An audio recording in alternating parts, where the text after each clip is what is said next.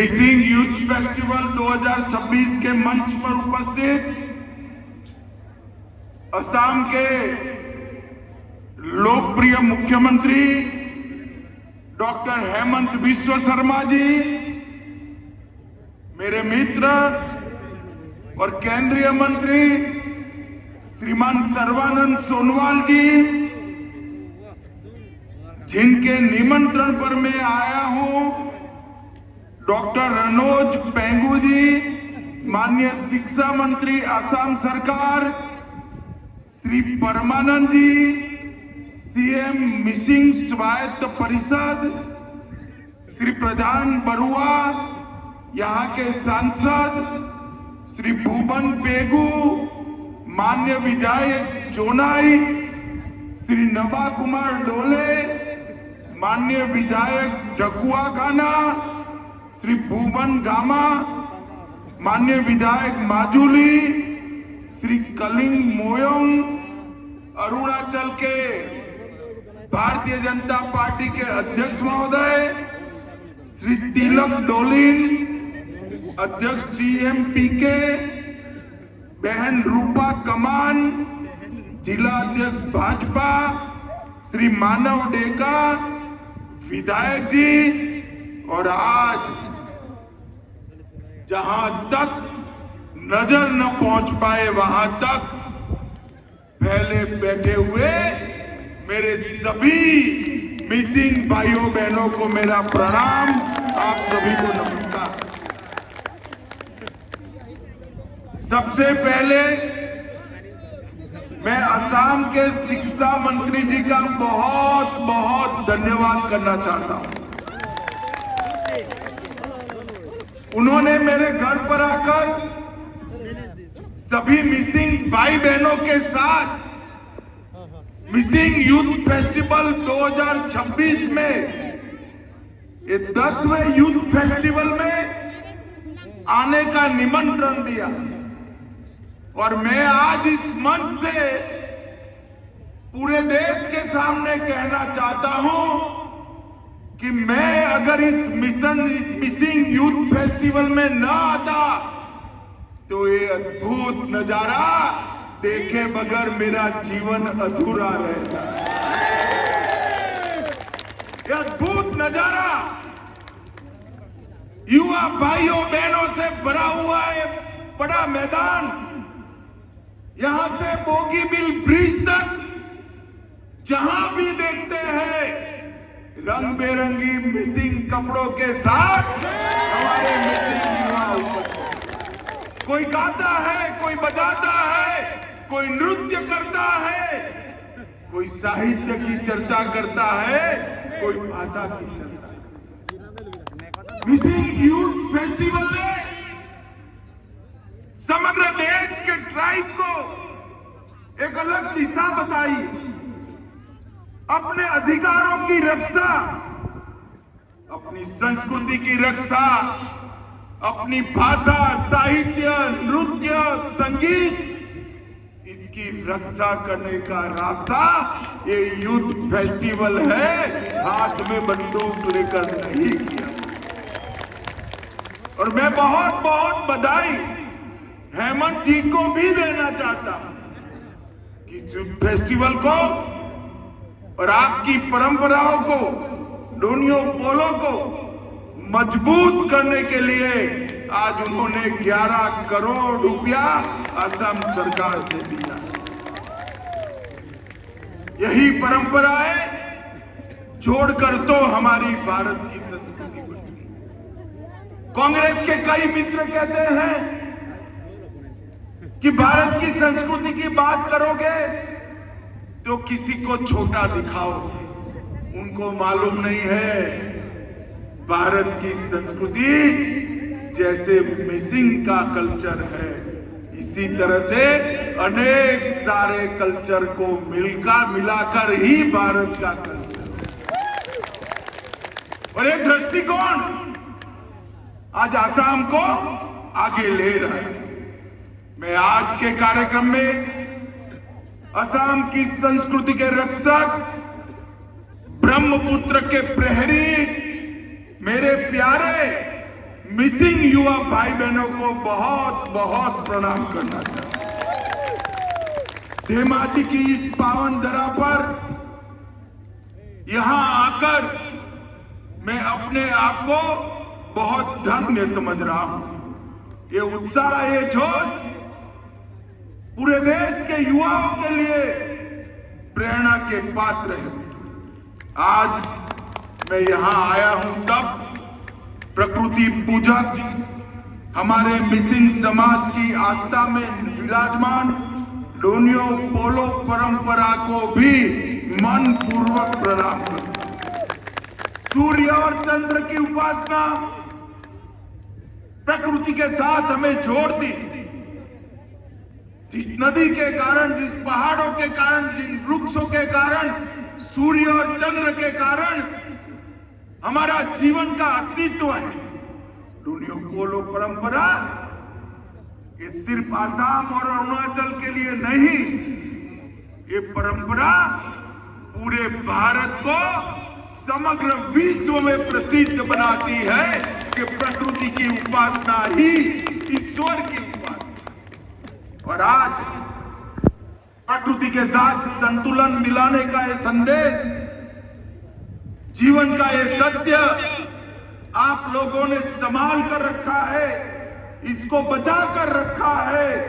इसके लिए मैं सभी मिसिंग समाज के भाइयों बहनों को बहुत बहुत धन्यवाद देना चाहता हूं। यहां मलिनी धाम को मैं विशेष रूप से प्रणाम करना चाहता हूं। भले वो अरुणाचल की भूमि पर हो, मगर सारे मिसिंग समाज का ये बहुत बड़ा स्थान है, इसको भी मैं प्रणाम करना चाहता हूं। मिसिंग समाज के महान स्वतंत्रता सेनानी शहीद कमला मीरी को श्रद्धा पूर्वक नमन कर उनकी देशभक्ति को प्रणाम करता हूं। मिसिंग अस्मिता को शब्द, व्याकरण और विचार देने वाले प्रोफेसर ताबू ताई और चंद्र पामेगाम को मैं बहुत बहुत मनपूर्वक याद करता हूं। भाइयों बहनों, मैं सभी पद्मश्री जादव पायंग जी, जिन्होंने हमें फॉरेस्ट मैन ऑफ इंडिया के रूप में जानते हैं, डॉक्टर इंदिरा मीरी, जिन्होंने दूर दराज के जनजातीय क्षेत्रों में ज्ञान का दीप जलाया, प्रोफेसर ताबू ताई, जिन्होंने भाषा को आधुनिक रूप दिया, ये सभी को मैं याद करना चाहता हूं। मित्रों, मैं मिसिंग समाज के दूरदर्शी नेताओं को भी बधाई देना चाहता हूं। कांग्रेस के शासन में एक दौर था, अलग अलग ट्राइब, अलग अलग समाज अपनी भाषा, संस्कृति और परंपराओं की रक्षा के लिए संघर्ष कर रहे हैं। कांग्रेस पार्टी सत्ता के मत में इस सभी को कुचलकर आसाम के अंदर रखना चाहती थी। 95 में यहां एक संघर्ष हुआ और 96 में आपने निर्णय किया हम हथियार नहीं उठाएंगे, हम युवक महोत्सव के माध्यम से हमारी आवाज। मैं आज नरेंद्र मोदी जी की ओर से पूरे मिसिंग समाज को आश्वस्त करने आया हूं, भरोसा देने आया हूं कि भारत सरकार ने, गृह मंत्रालय ने जो इंटरलॉक्यूलेटर की अपॉइंटमेंट की है, वो आपकी सभी चिंताओं के समाधान के साथ, क्योंकि नरेंद्र मोदी जी और भाजपा सरकार भी मानते हैं हर संस्कृति, हर भाषा, हर परंपरा को भारत में जीवित रहने का उतना ही अधिकार है जितना सबको। और इस सबके संवर्धन से ही हम आगे बढ़ सकते हैं। भाइयों बहनों, आज मैं यहां आपको कहने आया हूं ये बोगी बिल का ऐतिहासिक ब्रिज जो बना है, एक ही ब्रिज पर से रेलवे भी जाती है और ट्रेन भी जाता है। ये भारत के विकास का प्रतीक समग्र विश्व में बना है। मगर एक बात बहुत कम लोगों को भारत में मालूम है, बोगी बिल के ब्रिज की रचना मेरे मिसिंग श्रमिक भाइयों बहनों के पसीने से हुई है, उनके पसीने से। और ये ब्रिज आज पूरे भारत में, पूरे विश्व में नए भारत की कल्पना का प्रतीक बना। आसाम से राज्यसभा के सांसद डॉक्टर मनमोहन सिंह 10 साल प्रधानमंत्री रहे, ये ब्रिज पूरा नहीं हुआ। आसाम की जनता ने मोदी जी पर विश्वास किया, ये ब्रिज 4 साल में पूरा करने का काम नरेंद्र मोदी। मित्रों, आज यहाँ पर उपस्थित युवा भाइयों बहनों के चेहरों पर जो मुस्कान दिखती है ना, मुझे तो इसमें कोई नीतों की मिठास भी दिख रही है। आप सभी का ये हंसता हुआ चेहरा मैं कभी नहीं भूल सकता। मुझे आज सच अर्थ में लगता है कि अगर मैं यहाँ ना आया होता तो मेरा जीवन अधूरा रह जाता। ये दृश्य मेरे जीवन तक मुझे याद है। मिसिंग समाज हमारे ब्रह्मपुत्र घाटी की धड़कन है। मिसिंग संस्कृति असम और भारत की संस्कृति की आत्मा है, जीवन पहचान है और आने वाले भारत का एक प्रतीक भी। आपने रंग बिरंगी गुमरांग नृत्य से लेकर ओई नीतों की आत्मा को छू लेने वाले सुरों तक ये जो संस्कृति बचा कर रखी है, वो पूरे भारत की एक सबसे बड़ी धरोहर।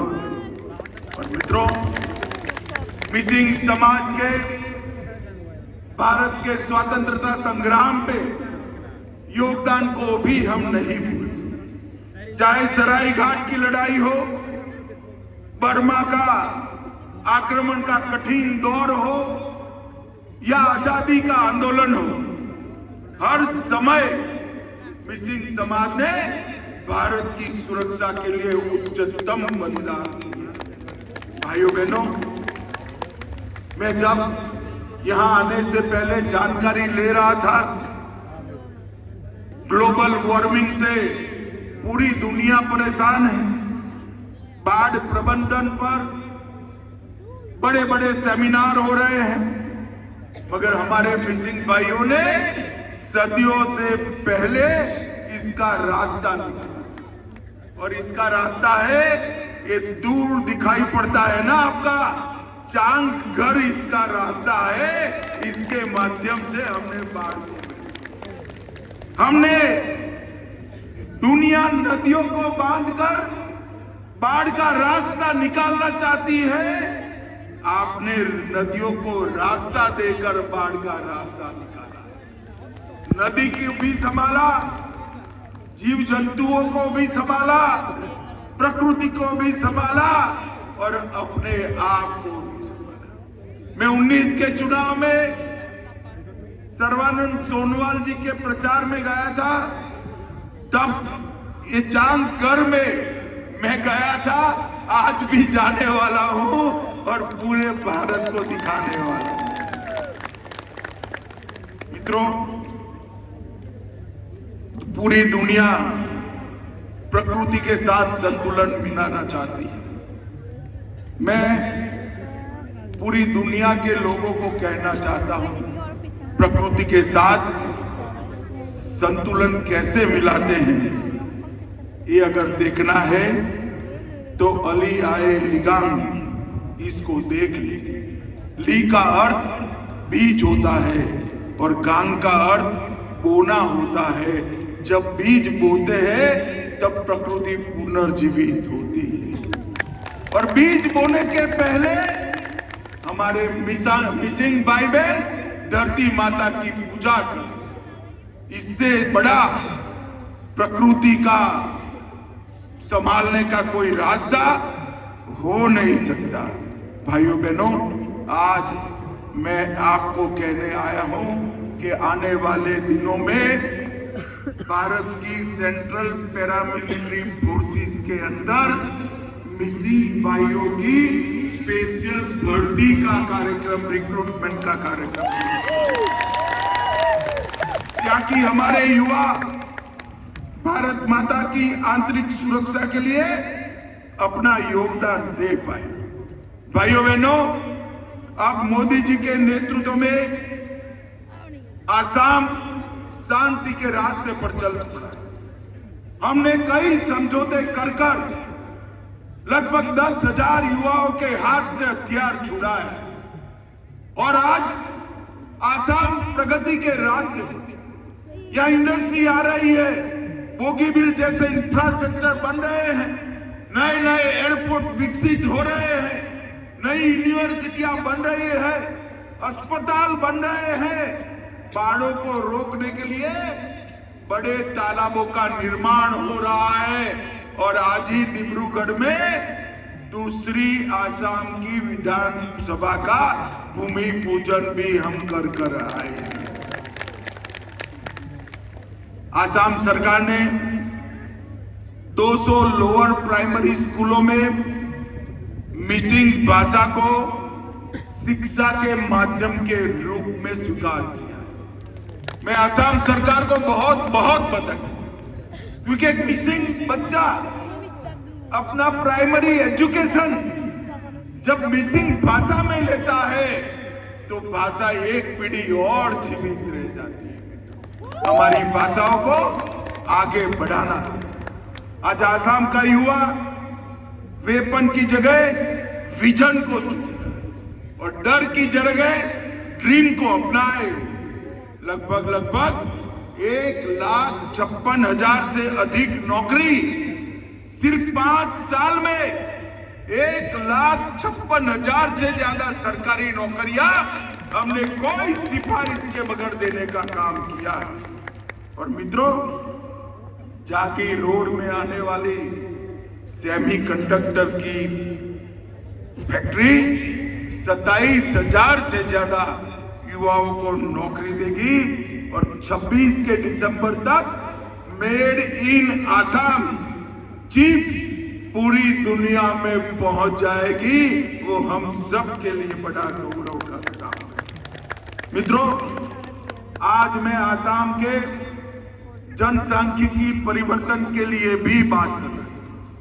हेमंत जी ने कहा है कि आपने तो यहां घुसपैठियों को रोक दिया, मगर मिसिंग समाज की जिम्मेदारी सीपी क्षेत्र में घुसपैठियों को रोकने की नहीं।